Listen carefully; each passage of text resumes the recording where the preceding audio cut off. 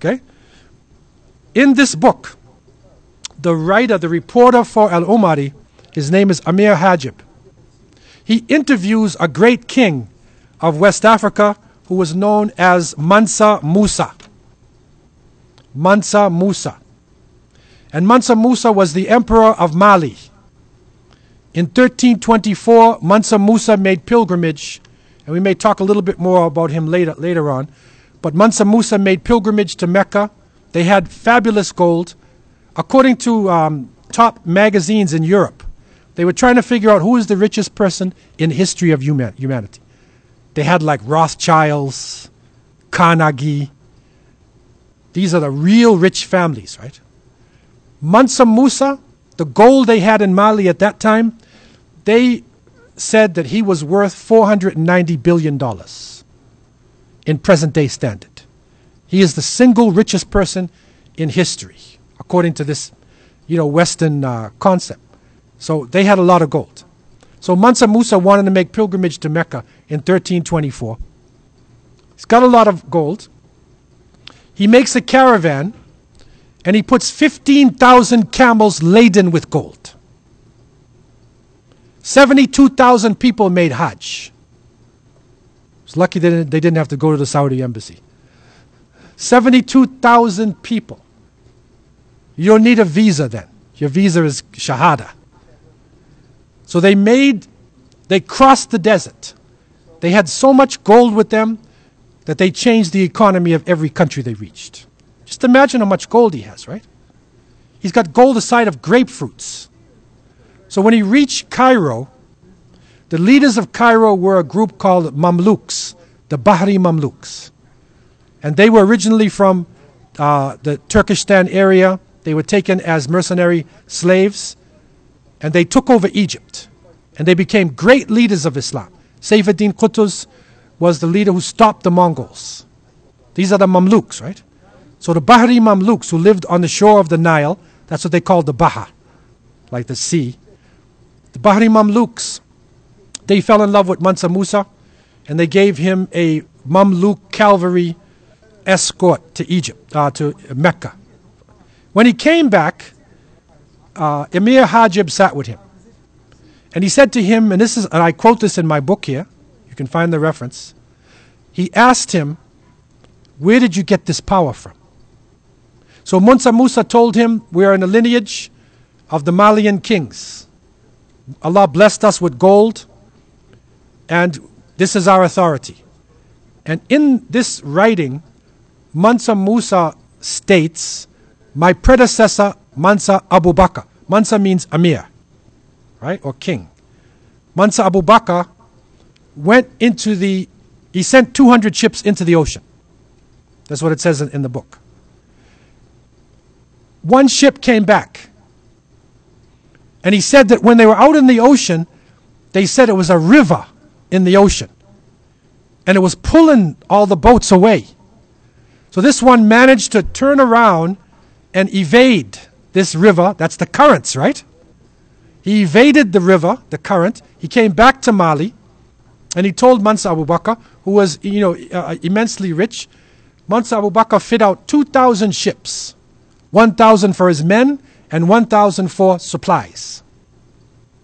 And they went out into the ocean. They never came back. Never. Okay? What happened to them? What happened to Mansa Abu Bakr? See? And these are the great leaders of Mali. And just to give you an idea of the leaders of Mali, just to bring this home to you, because again, it's something hard to really grasp. Who are these people? What's their connection, with Islam?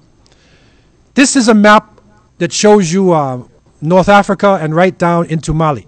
At the bottom, where the arrows are right on the bottom, where it turns into the yellow color, this is where the Niger River is. And right below the Niger River was the gold. These are some of the trade routes that take you across the desert. Okay? From Tripoli, there you go to Ghadames and down into Bilma and into Kanem. From Qayrawan, which was the western capital of Islam in Tunisia, you go down to Tahert, and then Tadmeka, and to a place called Gao. From Fez, you go down to Sijil Masa, and then to Audagast, into a place called Ghana. So this was major routes that you go, right? It's like your 401 and, you know, whatever. So these are your major highways taking you across the desert. Okay? And it was the Sanhaja Berber, Amazigh, of the Sanhaja group. They are the ones who take you across the desert. Okay? And so this is a group now, right? That's how people look today. This is a present day picture that I took in Mali, in Timbuktu. These are people called Tawarik. And the Tawarik are the ones that wear the men wear the veils on their face. Right? And they wear blue in the desert. That's a Tuareg family. Up until today, they like to go in the desert. They don't want to sleep with a roof over their head. They're Bedouins. Right? So every day they go out. So these are the people who led you across the ocean. Here's Mansa Musa here. This is a map that was drawn by a European map maker. See Mansa Musa holding up the gold? He probably didn't look like that, with a crown like that. But look at the gold he has in his hand. That's the image of Mansa Musa, what they consider to be the richest man in history. Okay, when he reached Egypt, right, here's the Bahri Mamluks taking him into Hajj. Okay, now when Mansa Musa was coming back, okay, he's coming back from pilgrimage. He gave some of his gold, or he spent his gold on contracts. He contracted architects, artisans, scholars to come back with him to West Africa. Every place he stopped, he built a masjid. When he reached the city of Timbuktu, see Timbuktu in the red? Now, Timbuktu was a joke to us before. If you say, oh, go to Timbuktu, that means go to the moon, go get lost. Timbuktu was a center of learning. It was first a trading center, and then it became a center of scholarship. By the 16th century, Timbuktu had 150 schools, had a university called Sankore, with over 25,000 students.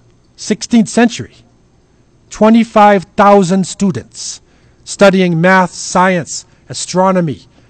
They were experts in fiqh, Maliki fiqh. Okay, the city of Timbuktu. Up until today, they have thousands of books in this region there. It's about 500 kilometers from the Mauritanian border. Okay, so it's right in the desert in the Sahara. So this is Al-Umari's report now. Okay, that's his book. And Mansa Abu Bakr, he ventures into the ocean with 2,000 ships. Okay, this is where we left off. Now, inscriptions. How do we know? The Spanish burnt all the books, but they didn't know about the inscriptions that they were writing on walls and in different places.